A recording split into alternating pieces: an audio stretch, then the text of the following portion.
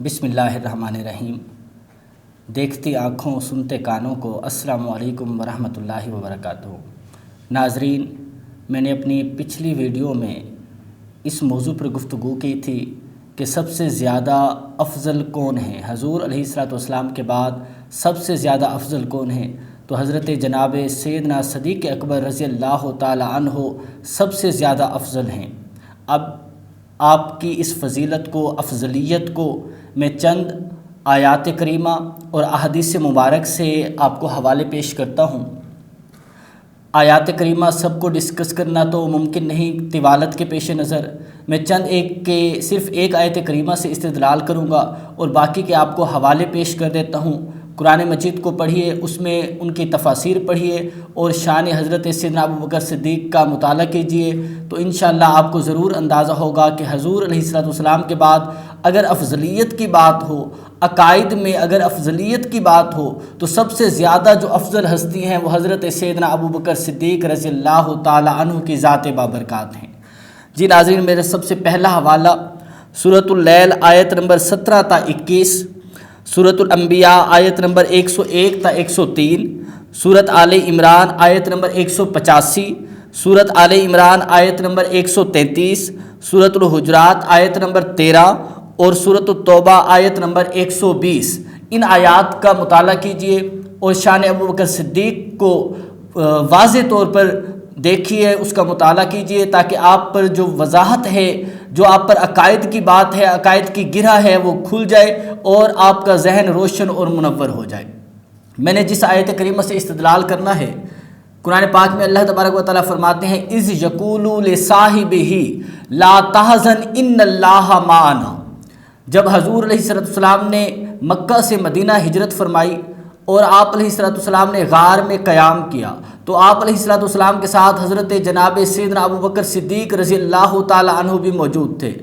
آپ علیہ الصلوۃ والسلام اور حضرت سیدنا ابوبکر صدیق رضی اللہ تعالی عنہ نے قیام فرمایا۔ جب غار کے اندر موجود تھے، پورا واقعہ میں ایکسپلین نہیں کرنا چاہ رہا کیونکہ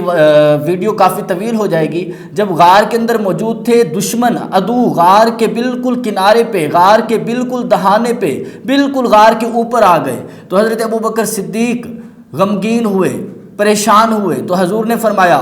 لا تحزن، غم نہ کر، ان اللہ معنا، بے شک اللہ ہمارے ساتھ ہے۔ امام آلوسی فرماتے ہیں کہ اللہ کی معیت کے 4 درجے ہیں، اللہ کے قرب کے 4 درجے ہیں۔ ایک وہ درجہ ہے جو سب مومنین کو حاصل ہے، جو عام لوگوں کو حاصل ہے، جو عام مسلمانوں کو حاصل ہے، تمام مومنین کو حاصل ہے۔ دوسرا اللہ کی معیت کا، اللہ کے قرب کا وہ درجہ ہے جو صحابہ کرام، تبع تابعین، اولیاء کرام، اللہ کے خاص لوگوں کو حاصل ہے۔ امام آلوسی فرماتے ہیں تیسرا اللہ کے قرب کا درجہ وہ ہے جو تمام انبیاء کرام کو حاصل ہے اور کسی کو حاصل ہوا ہی نہیں۔ امام آلوسی فرماتے ہیں کہ اللہ کے قرب کا چوتھا درجہ وہ درجہ ہے جو صرف حضرت محمد مصطفیٰ صلی اللہ علیہ وسلم کو حاصل ہے، آپ کے علاوہ اور کسی کو حاصل ہے نہیں۔ یعنی پوری کائنات میں امام آلوسی فرماتے ہیں چوتھا جو درجہ ہے اللہ کے قرب کا، اللہ کی معیت کا، وہ صرف محمد مصطفیٰ کو حاصل ہے اور کسی کو حاصل ہی نہیں ہوا۔ جب حضور علیہ الصلوۃ والسلام نے یہ فرمایا نا اذ یقول لصاحبہ، ابھی میں لصاحبہ پہ گفتگو نہیں کر رہا،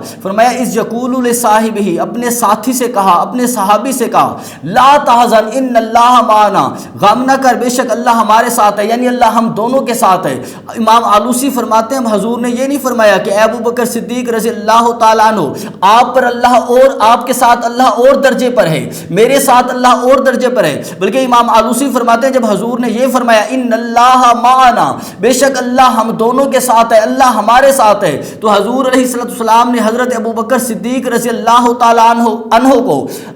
اللہ کے قرب کے اس درجے پر پہنچا دیا، اللہ کی معیت کے اس درجے پر پہنچا دیا جس کا مشاہدہ صرف محمد مصطفیٰ صلی اللہ علیہ وآلہ وسلم نے کیا ہے، یا آپ کے بعد اگر کیا ہے تو حضرت ابوبکر صدیق نے کیا ہے۔ یعنی اللہ کے قرب کے اس درجے پر، اللہ کی معیت کے اس درجے پر، اللہ کی معیت کی منزل کے اس درجے پر پہنچا دیا جس پر صرف محمد مصطفیٰ کی ذات ہے اور کوئی پہنچا ہے نہیں۔ اگر آپ کے بعد اس خاص لمحے میں اگر کوئی پہنچا ہے تو حضرت ابوبکر صدیق رضی اللہ تعالی عنہ کی ذات بابرکات ہیں۔ جی ناظرین،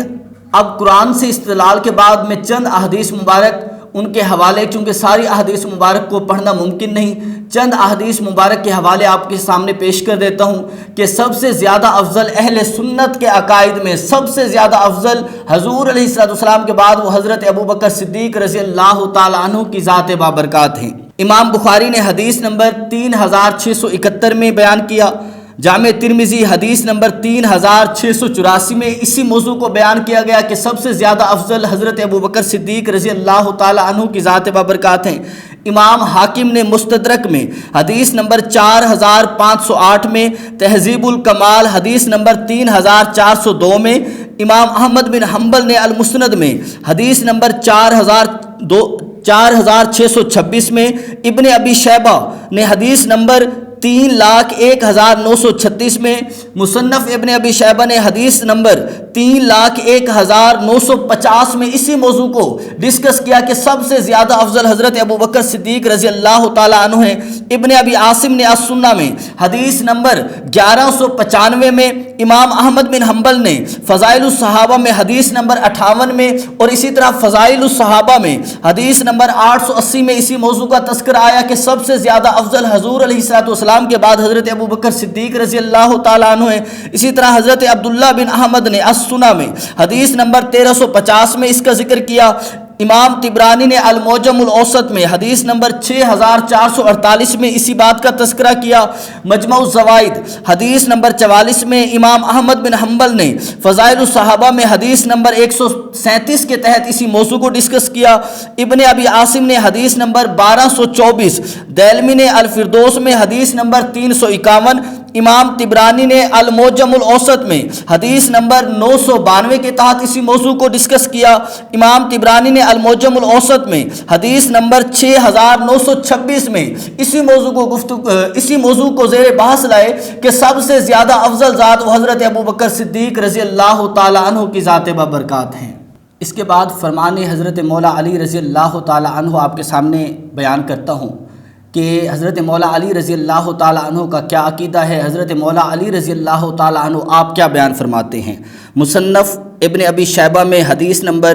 3,01,950، طبرانی میں یہ حدیث پاک آئی ہے المعجم الاوسط میں حدیث نمبر 992، اسی طرح طبرانی المعجم الاوسط میں حدیث نمبر 6926، اور امام احمد بن حنبل اپنی مسند میں اس حدیث پاک کو لے آیا 880۔ حدیث پاک یہ ہے کہ حضرت علی رضی اللہ تعالی عنہ نے فرمایا کہ حضور علیہ السلام کے بعد اس امت میں سب سے زیادہ بہتر حضرت ابوبکر صدیق اور حضرت سیدنا فاروق اعظم رضی اللہ تعالی عنہ کی ذات بابرکات ہیں۔ یہ حضرت مولا علی کا بیان ہے، حضرت مولا علی کا عقیدہ ہے، ان احادیث میں موجود ہے۔ اب ہمارا یہ فرض بنتا ہے کہ جس کو حضرت علی نے رضی اللہ تعالی عنہ نے امام مانا، ہم بھی اسے اپنا امام مانیں اور کوشش کریں کہ صحابہ کرام اور اہل بیت عظام